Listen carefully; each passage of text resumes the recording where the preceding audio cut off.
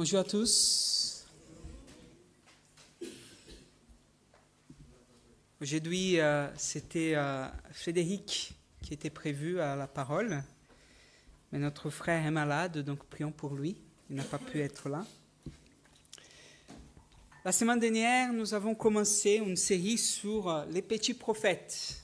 Alors, pour ceux qui ne connaissent pas, quand on voit dans la Bible, nous avons l'Ancien Testament, le Nouveau, et dans l'Ancien Testament, nous avons plusieurs petits livres.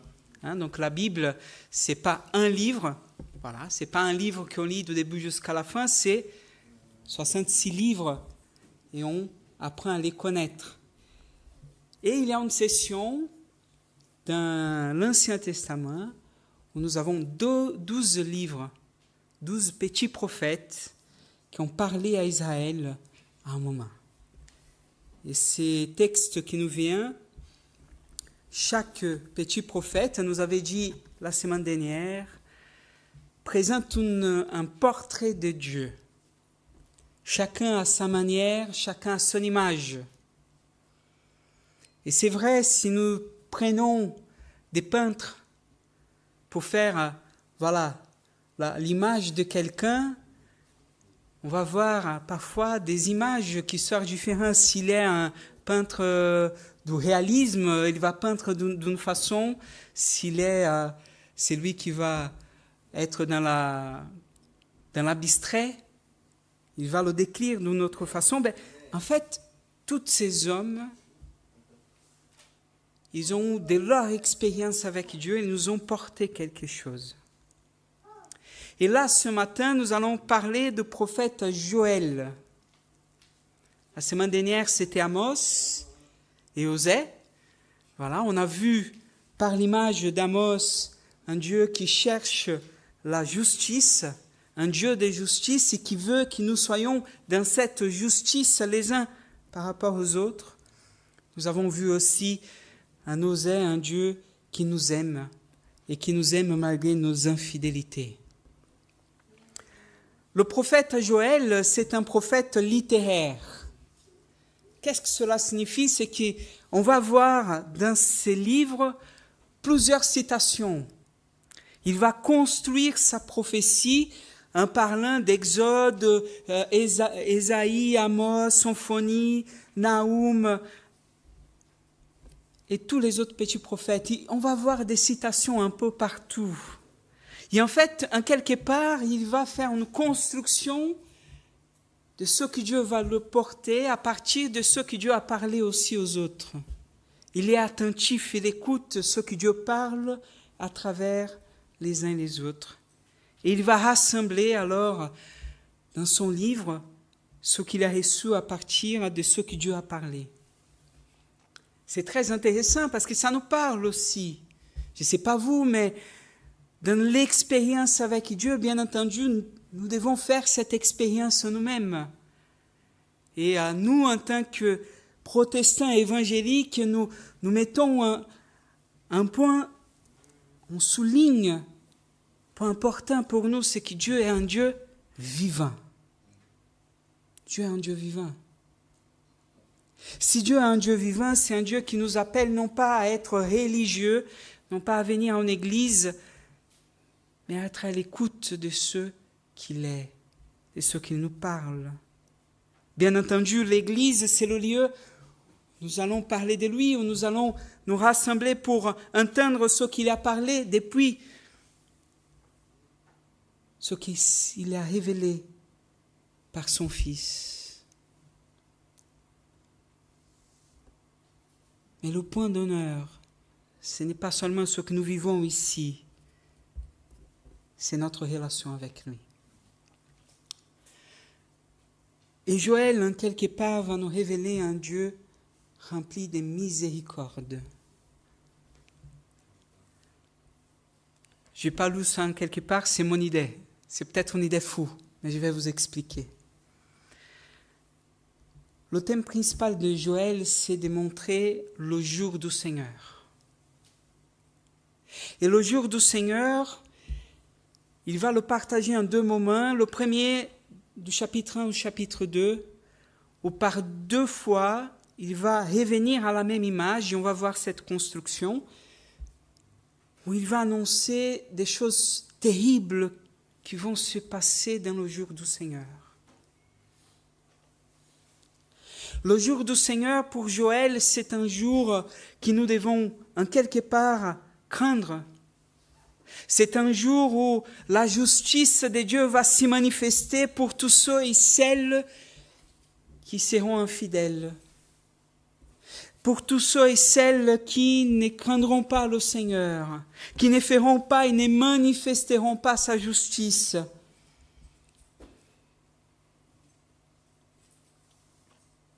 Et ce qui est intéressant, c'est qu'il va à la fois l'annoncer dans le passé, mais aussi dans le futur.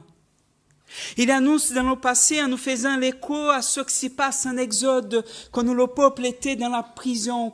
Et qu'à ce moment-là, Dieu a fait parole.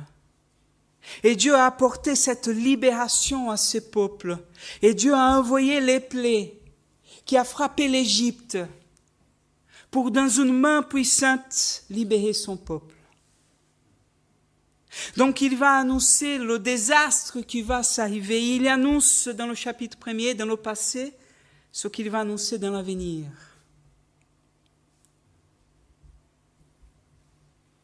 Et face à cette main puissante de Dieu, face à toute personne qui vit dans l'injustice, il nous appelle à la repentance.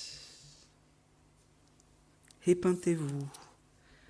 Chapitre 1er, verset 13 et verset 14, il va dire « Hélas, quel jour de malheur! Le jour du Seigneur est proche.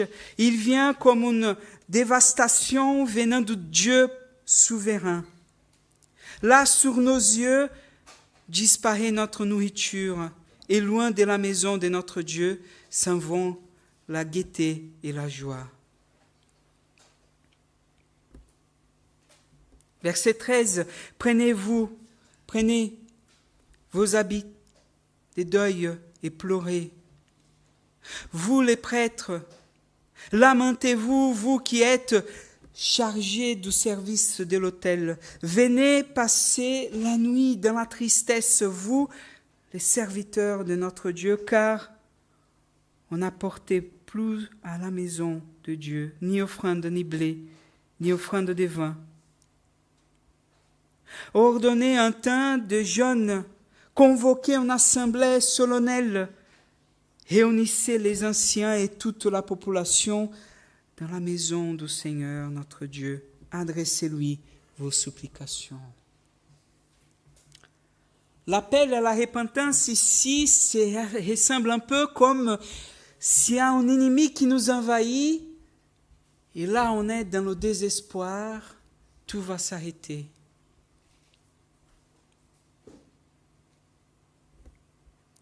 Il appelle alors à cet acte de repentance, à se dire, Seigneur, qu'est-ce que nous avons fait?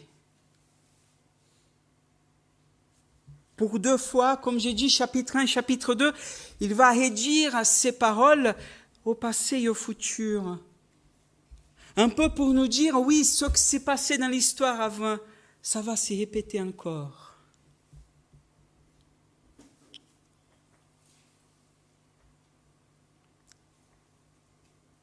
Ce qui est intéressant dans ces prophéties qui peut nous sembler être catastrophiques, c'est 2 choses. La première, c'est que nous voyons un Dieu qui est souverain sur toutes choses, et c'est vrai.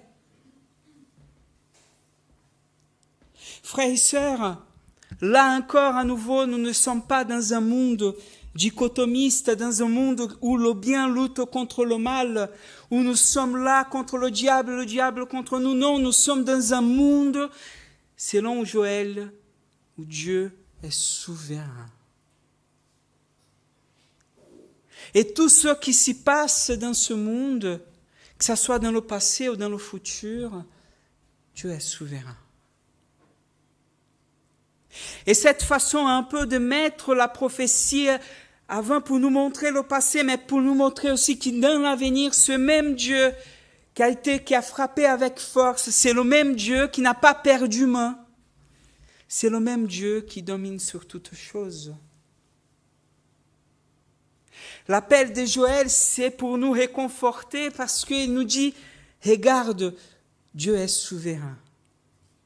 Et ceux qui font l'injustice, et ceux qui s'y plaisent aujourd'hui à mépriser l'orphelin, la veuve, ceux qui oublient qui est le Seigneur aujourd'hui, alors pour eux, ils doivent craindre parce que ce Dieu-là, il continue à être Dieu.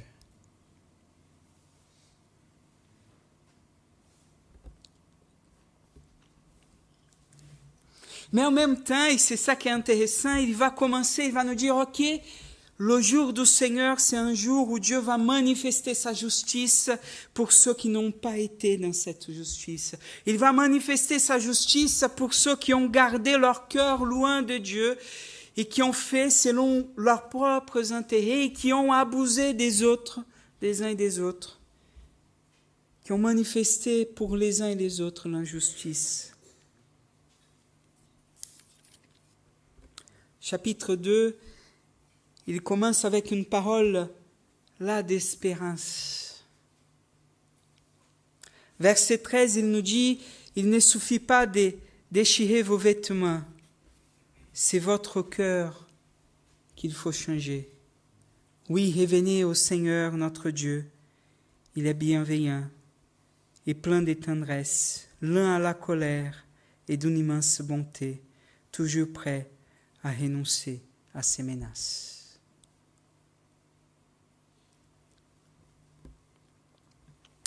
C'est comme si Joël nous parlait d'un Dieu qui, par sa justice, ça va manifester cette colère contre l'injustice et contre ceux qui ont commis l'injustice, mais qui en même temps nous rappelle et nous interpelle à la repentance.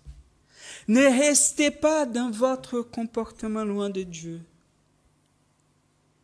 mais revenez au Seigneur. Il est temps encore de revenir à Dieu. C'est pour ça qu'au chapitre 3, et nous allons lire ensemble, il vient avec cette parole qui va être reprise après dans le Nouveau Testament, et nous lisons ensemble, par la suite, Dieu le Seigneur, je répandrai mon esprit sur tout être humain. Vos fils et vos filles deviendront prophètes. Je parlerai par des rêves aux plus âgés, parmi vous, et par des visions à vos jeunes gens. Même sur les serviteurs et sur les servantes, je répandrai mon esprit en ce jour-là. Je susciterai des prodiges dans les cieux et sur la terre. Il y aura du sang, du feu et du nuage de fumée. Le soleil deviendra obscur et la lune rouge comme du sang avant que je vienne le jour du Seigneur. Ce jour grand et redoutable. Alors toute personne qui fera appel au Seigneur sera sauvée.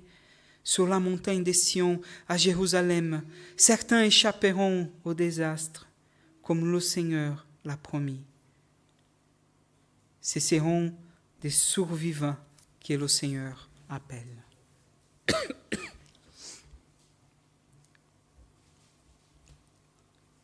Joël nous invite à regarder non pas Dieu par la force de sa justice, mais dans un Dieu qui nous interpelle à la repentance. Un Dieu qui ne veut pas nous tuer, un Dieu qui ne veut pas notre mal, mais un Dieu qui veut notre salut.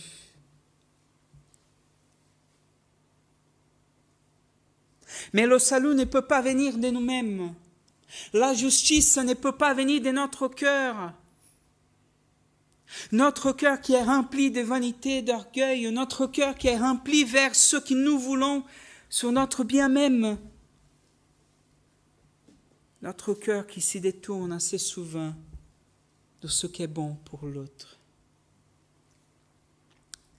Le Seigneur nous dit, voilà ces jours, c'est un jour où certes,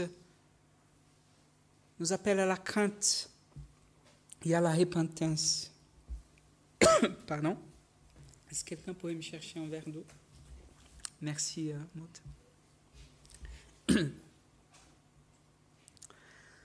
Oula, je vais réussir.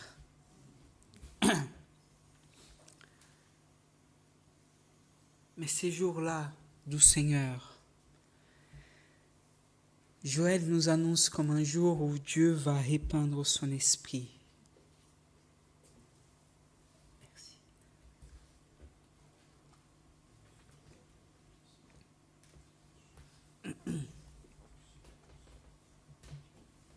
Où Dieu va répandre son esprit.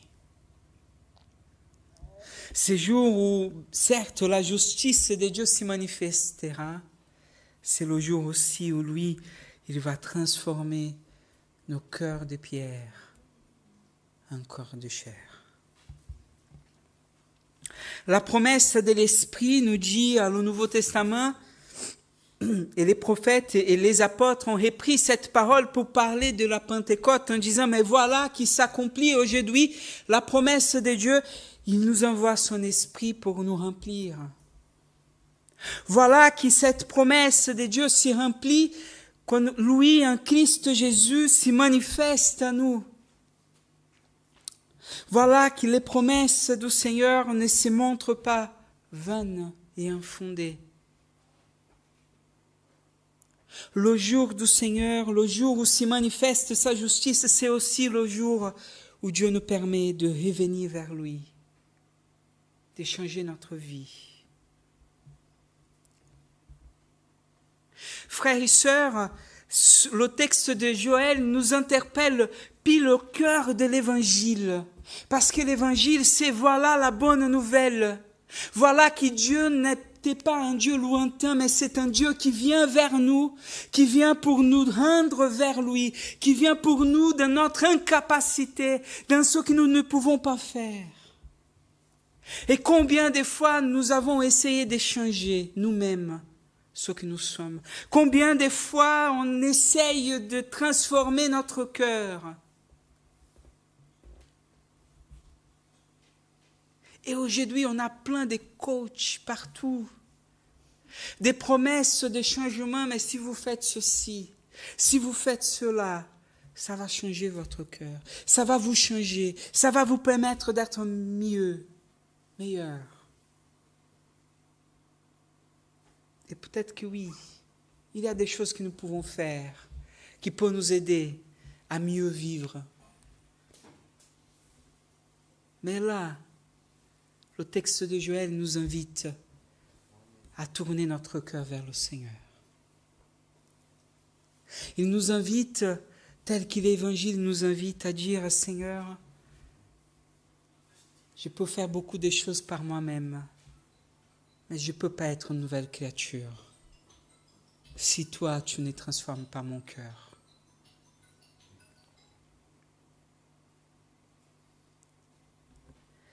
Joël nous invite alors à ouvrir nos oreilles.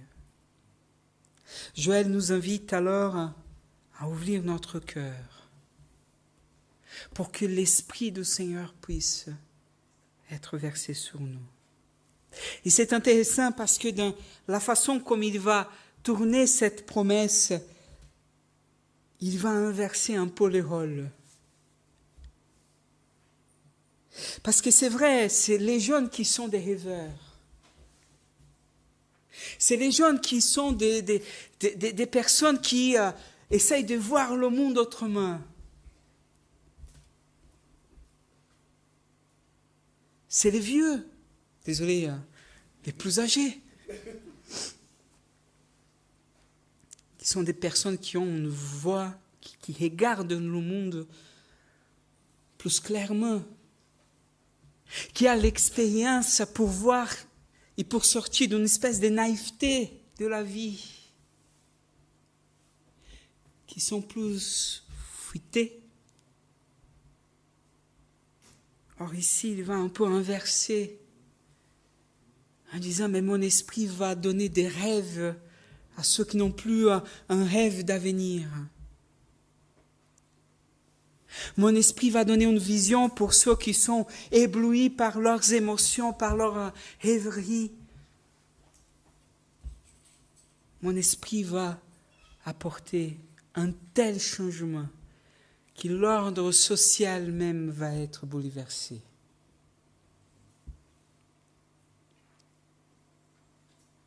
L'Esprit du Seigneur qui nous est donné, c'est lui qui nous donne une vie. Dans tout le Nouveau Testament, il est là pour nous dire qu'il sans le Saint-Esprit, il n'y a pas de nouvelle vie en Dieu. Éphésiens chapitre 1, verset 13 va nous dire que le Saint-Esprit, c'est le garant, c'est la marque de Dieu dans notre cœur. Sans lui, on ne pourra pas avoir l'héritage du Seigneur.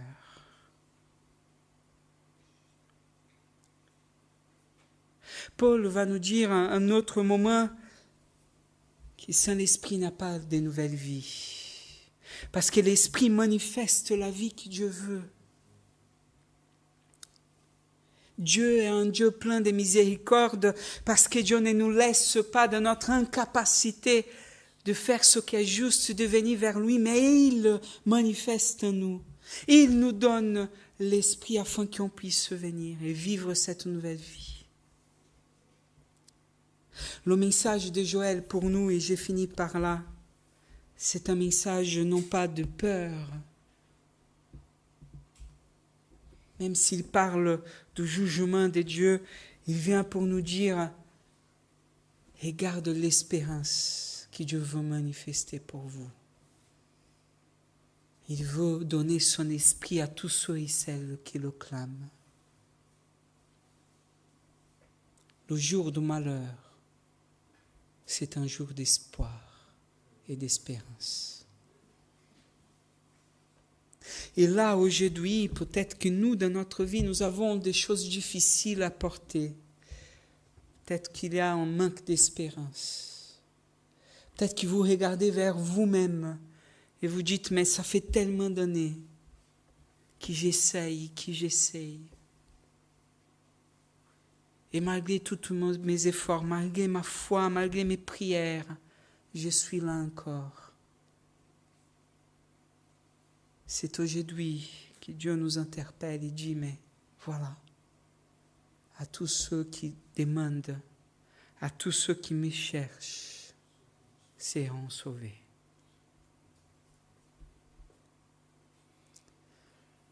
Pour Joël, Dieu est un Dieu rempli de miséricorde. Parce que face à sa colère, de l'injustice que nous faisons, il est toujours prêt à nous pardonner.